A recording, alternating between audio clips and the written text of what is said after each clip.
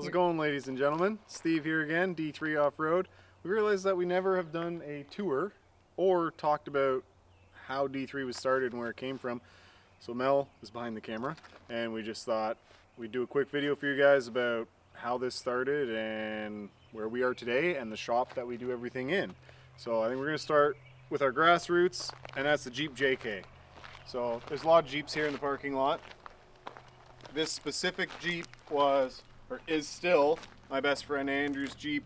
We built it back in 2015. It was the second Jeep I think I ever built. So it's a 2008 JK, 42s, ORI struts, 1-ton axles, air locking diffs, 538 gears, bead locks, full hydro, 4-link, cage, seats, basic, bad to the bone JK. Everyone's got them. If you're a Jeep person, you probably know everything I just said. Stock motor, 3.8, stock driveline. The thing is wicked, fun, reliable, and that's where D3 started. It was Jeeps and off-road race cars. We've mentioned it in older videos, but we've never really gone around and shown you guys. We've kind of catered throughout the winter because we've only been doing this for a short time in the side-by-side scene. So today you're going to see some of the other stuff that we work on here. So that's one of the Jeeps. There's a couple, a CJ and a TJ sitting there, both pretty stock. And then over here we've got another JK. So this one is a little bit more wild. Same year, I think. I think it's an 08. Is that an 08, Mel? It's her old Jeep. It's a 2010. This is actually the Jeep I had when Steve and I met. Yeah. And then I sold it to move up here. And the guy who bought it for me decided he wanted to go full tits out. Yeah. So again, 1-tons, 40s, bead locks. This one's on coilovers instead of ORIs. This one's got a 6-liter LS and a 4L80 and an Atlas. It's running a Holley fuel management system, fuel cell. It's a 2-door, it's stretched. I forget the wheelbase, doesn't matter. It's full hydro, but another cool, badass Jeep. We'll carry on around here.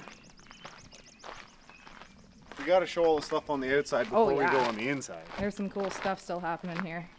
If you live in Canada, this is badass. These are so rare to find, they all rotted away. So this is like an early 2000s Jeep LJ. This is the tub, the chassis in the C-can. It's full moto-built, custom chassis, all welded together, back half, 4-linked. It's got a 6.2 LS, 4L80 Atlas. It's gonna be running Holley. I think this thing's gonna make around 650, 700 horse. It's gonna have crazy axles, crazy suspension, but these are rare because they're longer from the factory. You don't have to cut them to stretch them. They have more of a tub. Really cool, awesome build. Maybe we'll show more of that later. Leave a comment below if you're interested in badass LJ builds. And then there's this thing. We don't get many of these around here. This is probably the one and only. Yeah. This is built by Icon Vehicle Dynamics in California. This is an FJ44. It's a kit car. It's an aluminum tub, Alu-Equip, built in British Columbia. It's custom frame, built by Icon in their factory. Dynatrac, Dana 44 axles, ARB air lockers, Icon 6-piston brakes, kind of like Willwood's, bumpers. It's got a 6.2 liter LS, all aluminum under the hood. Yeah. It's got a 4L60. It's got an Atlas. This thing's bad to the bone. It's a good pretty ice sweet. cream machine. It's even on long arms and 2.5-inch coilovers with hydro bumps. It doesn't get much more cooler than that. No, it is. It's got a little gecko. Yeah, that's their logo. So if you guys go online, just look up Icon Vehicle Dynamics, and you can see all their build. They build Broncos. They build these old Toyotas. The only thing original is actually the VIN tag, and then everything else is brand new, like a kit car. So this came to you for some like upgrades, or was it fixing? It needed some attention. It had some death wobble. Track bar joints were loose. The ball joints were loose. Shocks got rebuilt. Alignment. Yeah. And the shifter for the transmission wasn't installed right. Oh yeah, so just some basic, TLC. Basic stuff. Yeah, but it's really cool to see. Yeah. You don't see many of them. It's like going to the safari. Yep. So you've done a lot of recently more side-by-side stuff, which we'll get into. Yes. But started Jeep JKs, and then after that you got into more what? Tube chassis race cars. Yeah. So in the shop you'll see more vehicles that have more fabrication, so like roll cages and chassis and side-by-sides, and these are all either done or coming in, and then everything in here is in progress.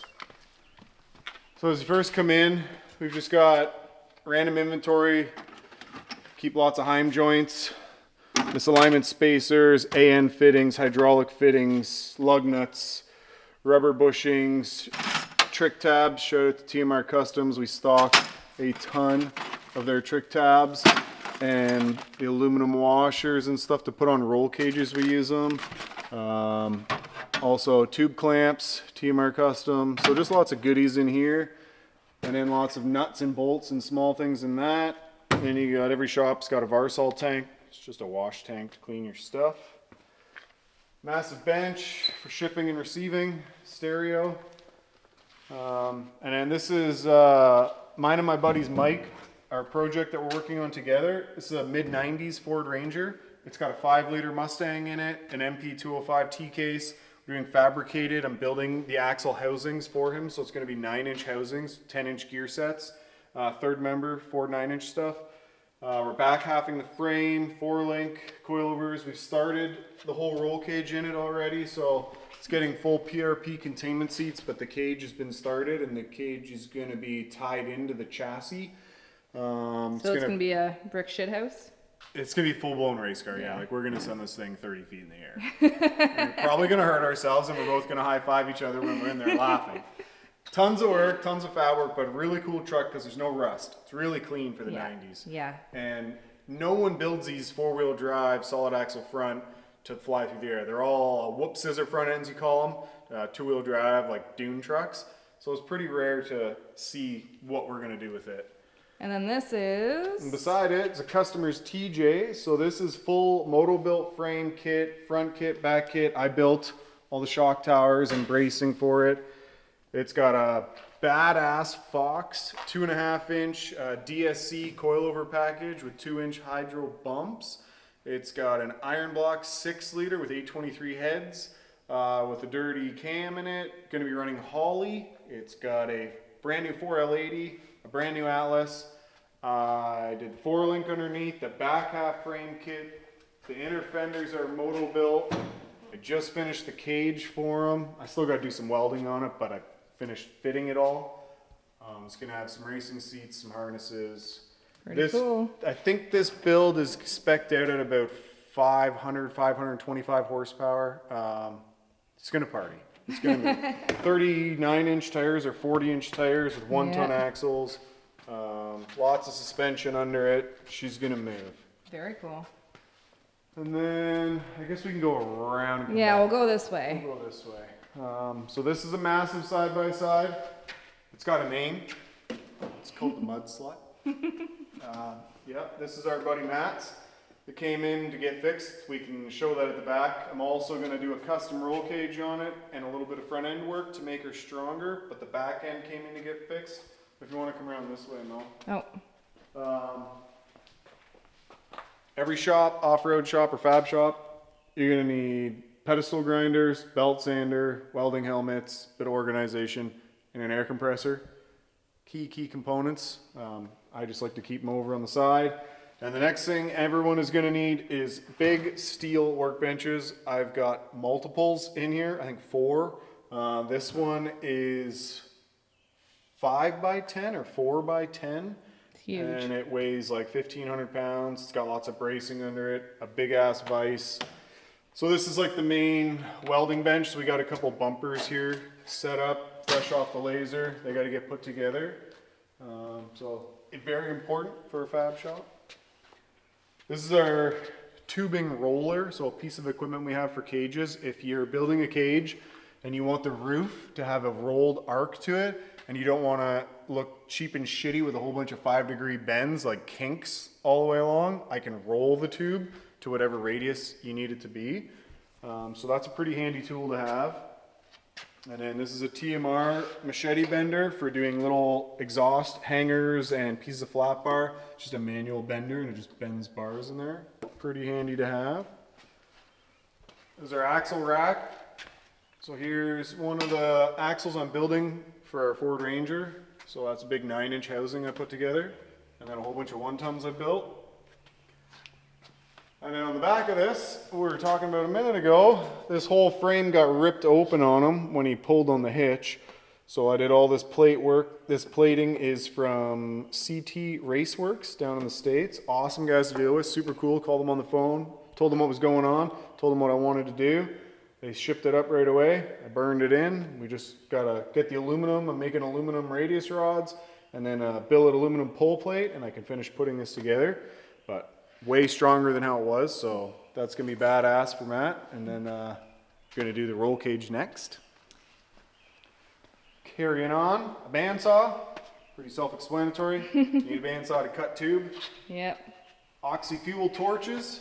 I like oxy instead of MAP gas or propane. It's just hotter. Some people like MAP gas or propane. I'm an oxy guy, or acetylene. They both have oxygen. Steel rack. Everybody's got to have a lot of material in the shop. Keep it organized. It used to be further in the shop. It was a pain in the ass loading when the truck would come. Comes on an 18-wheeler. So we moved it right to the door. So he just pulls up beside the building. The forklift goes out. We slide it right on the rack. Perfect. It works sweet. This is top secret. Don't look at that. You guys don't get to know. That'll be in the future. If you follow dirt tracks, you'll see. The forklift. This is your best tool. Best tool I ever bought. I got this baby at an auction. This was like $1,200. Yeah. Didn't even know if it ran. They just said, you can figure that out. They loaded it with a bigger forklift on my trailer. Came home, put a propane tank on it. Baby purrs like a kitten. It's amazing. 3-stage with a side shift. Yeah. Never had a license, but I'm certified. I drive the shit out of Yeah. that. Especially working in the shop alone most of the time, this thing comes in handy all the time. Yeah, I pick up a whole Jeep tub, take it Yeah. outside, pick up axles, tires, engines, you name it. The thing Yeah. will lift 5,000 pounds. It's pretty I don't sweet. need much more than that. Yeah. And then back here, it's a mess right now, so don't judge. It's been a hectic week getting ready to go on vacation. We're going on vacation tomorrow, so this is our sticker corner. We got tons of stickers. If you guys want stickers, they're on the website. There's multiple colors, and then these go on shocks, on iTunes shocks. Yeah, you got every cabinet open. Holy. Oh, yeah, it's been a crazy week. More Fox shocks. Tons of Steelits. Steelits in stock. Yeah. Yeah. Cleaning supplies. Yeah. Yeah. Don't look at my mess. This is another cool customer's Jeep. This is Alex's Jeep. This has a 6-liter LS, if you couldn't tell. LS. I think it's got 4L60 in it. It's got a Super Duty Dana 60 in the front, 10.5 in the back. Grad flow, 2-inch coilovers. It's running a Holley fuel management system. It's got poison spider cage, Corbeau seats, PRP harnesses. This thing's bad to the bone. It's just getting dialed in. It was built at another shop. It was just built subpar. That's all that needs to be said. We're gonna get it dialed in, fixed for him. It's gonna work way better. So that's gonna be here for a while. If you guys want to see more on this Jeep, leave a comment below. I don't plan to really film or post much about it, but it's not really a build, it's more a fix. But if you're interested, let me know. This is one of your newest additions. This is a new addition. This is a toolbox. If people are interested in this kind of stuff, I can do a full video, like breakdown video of how this thing's laid out and what I have for tools. But it's a toolbox. It holds tools. Needed a bigger one. I used to have 4 toolboxes. Now I have 3. One's in the trailer, one's at the machining center, and one's down here at the hoist. So I still have a lot of tools. Yeah. What? I was gonna say, and this. The coolest tool is this new laser scanner. I got this laptop hooked up because I have this Porsche in the shop. This isn't typical. And by the way. I've never worked on a Porsche. I've never even been in a Porsche, and I had to drive this to town. It's quite interesting. It's cool. This is going to be an overland rig. Super rare, super cool. Yeah. If you want to learn about this guy's company and everything, he is a badass. He is a Canadian. His company is Afraid Not Ropes, and his name is Ian. And he brought this thing for me to make him 2 bumpers, skid plates, and rock sliders. So It's unique. it's unique. So what we're doing here, if I open this up, I can show you. This is another new addition. So if you guys can see that behind the camera, Mel's got, I 3D laser scanned the whole back end of this Porsche, and now I'm gonna scan each rocker and the front end.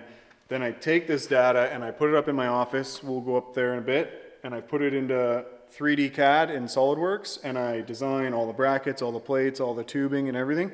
And I design the bumpers in the computer, and then I manufacture the bumpers. So having this new piece of equipment, I can scan side-by-sides to make grills and storage and pieces and different roll cage designs without actually grabbing material and wasting product. I can just do it on the computer and see if I like the look. Yeah, that's sick. So this tool is badass. Just learned how to do it today. We got it like 2 days ago. I love it. So yeah, that's the Porsche. The hoists, there's 2 hoists in the shop.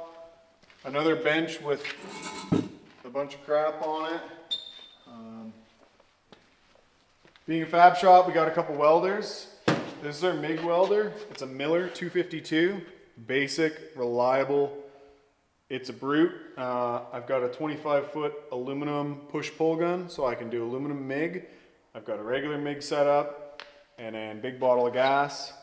I also have a TIG and stick welder, which is on the other side.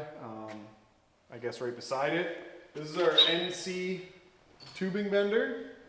So this was another big piece of equipment that we bought a couple years ago now. Yeah, you've had it for a few years. I think 2020 or 2021.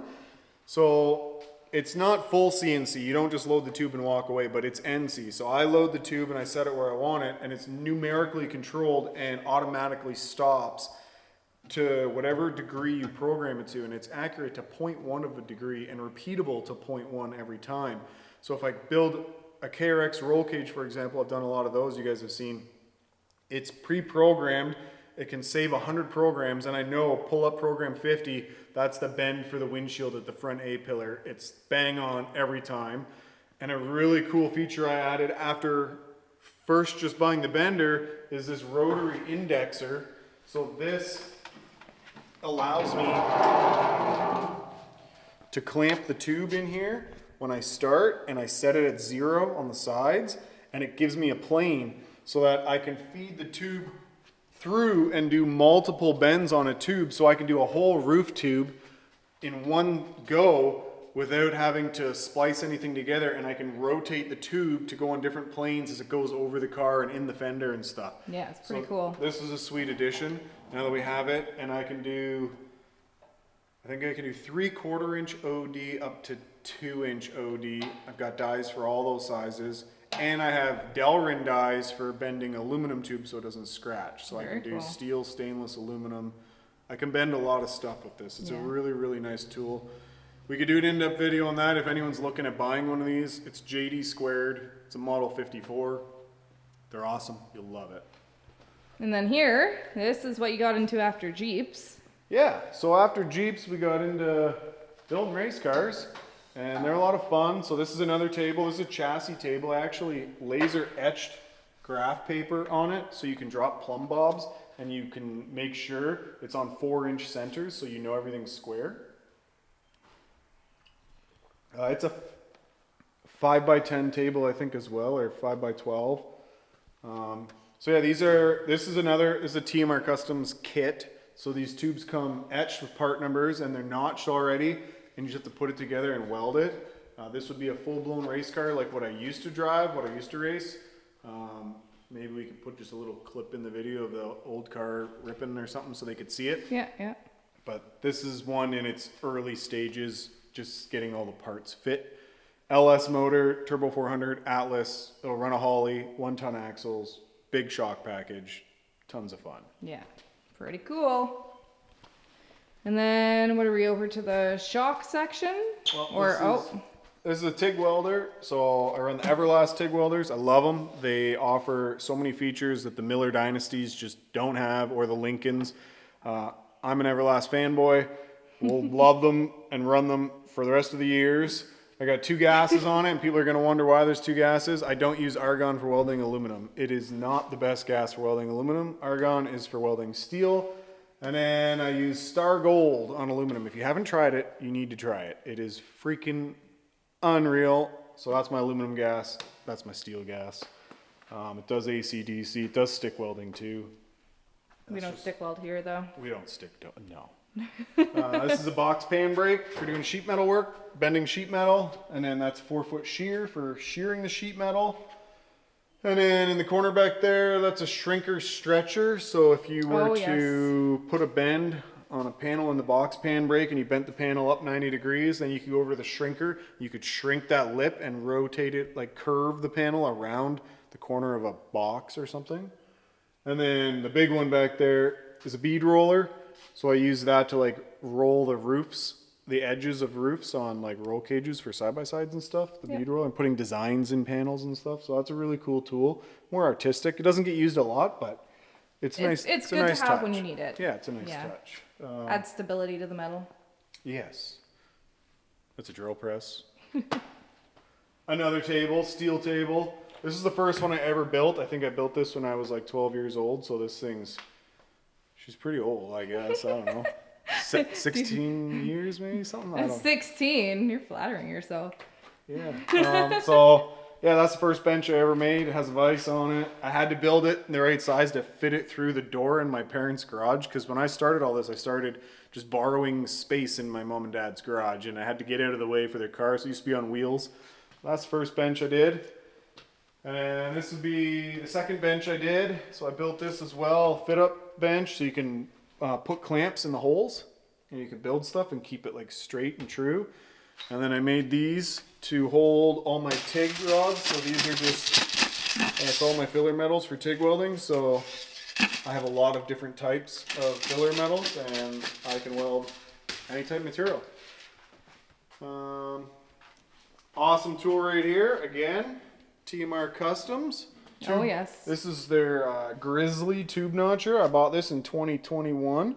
This is a cool thing I do for my own nostalgia. I put stickers on things so I know how long I've had them for. Oh, clever. I'm just weird like that. This one was 2018. That's a handy ass shear right there. We've used that for house renos and everything. That's amazing for vinyl flooring. Yeah. If you just need to trim your flooring like around the corner or something, get yourself a little I think it's an 8-inch hand shear. Ooh, right. baby. Yeah, it works great. Good. If you're into mechanical work, like building the Jeeps, not important really for side-by-sides, but this is a hard line straightener. So if you buy like brake lines and fuel lines in a roll, you just feed it back and forth and tighten this knob up and down, and it'll straighten the line out, bang on straight, and then you can bend it where you need it bent. Really handy tool. This is just a press. Yeah. It pushes things. Does a good job. This is my lathe. So I'm gonna buy this 2015 off Facebook. So I think it's a 4-foot bed. It's 8-inch chuck. It's got multiple speeds, auto feed and everything. I've got tons of bits for it. So super handy tool. If you do shock work and you don't have a lathe, you don't do shock work. You need to be able to polish the shaft. You need to bore things out. You need to hone things. You need to have a lathe. So I've had this for years. Love it. Used to have a vertical mill. Never used it. Sold the mill. This is a random box corner. If I need to ship stuff, I just reuse boxes. So if your orders come in a random box, that's why. This is the like machining toolbox. So this used to be down there, and then I got the bigger box.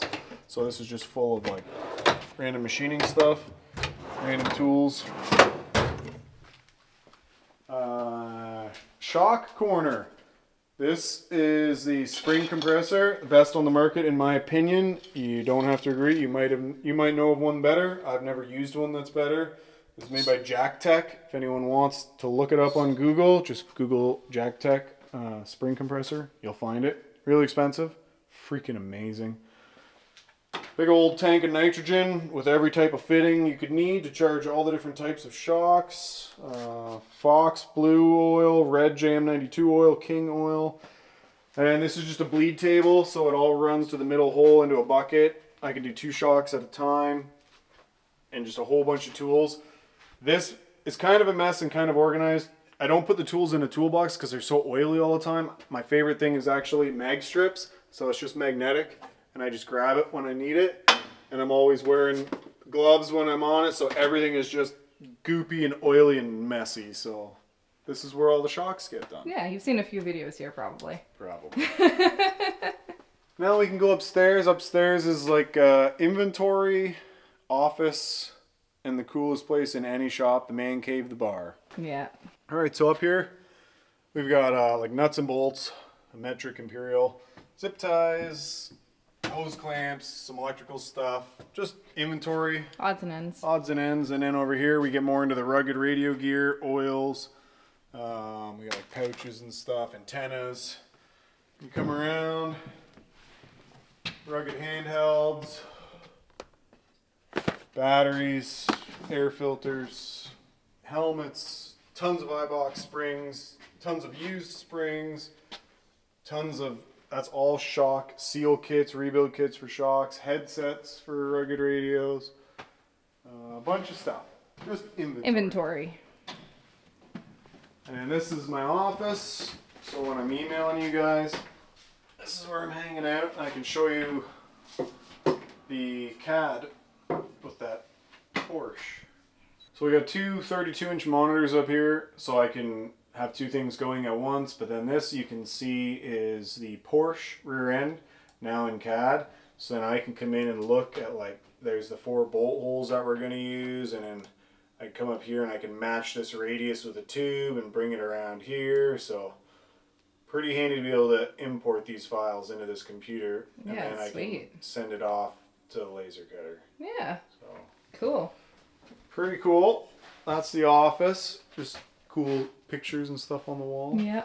Is there one of the There's my old buggy, the old race car. That's up in Sudbury racing. old Ultra 4 car? And then on to the fun part. This is the man cave, the bar. Mel got me this cool sign. It's RGB. It changes colors. Like, isn't that freaking sweet? And then Andrew, that Jeep we showed you in the beginning, got us these hexagon light, honeycomb lights. Yeah, something like that. Pretty sweet. We should be sponsored by Landshark, but they just 100%. don't sponsor us. I don't know. Some rugged radio, just to try. Yeah, it's for like a people. demo It's like unit. A demo unit, a Jeep grill, and a big piece of wood. And then we put a TV over here so we can watch like YouTube, and girls can hang out up here on the weekends when the guys are working on their cars or whatever. We're all hanging out having a good time. So yeah, that's our shop. Hopefully you guys enjoyed it. If you want more in-depth on any of the equipment or the toolboxes or any of the builds, leave a comment below. We look at all the comments. We try to get back to you as much as we can. And then maybe we'll do full episodes on any of those things as we go. We're just getting ready now to pack up and go ride this weekend, so we got to get back to it. I hope you enjoyed this episode. Till next time, thanks for watching.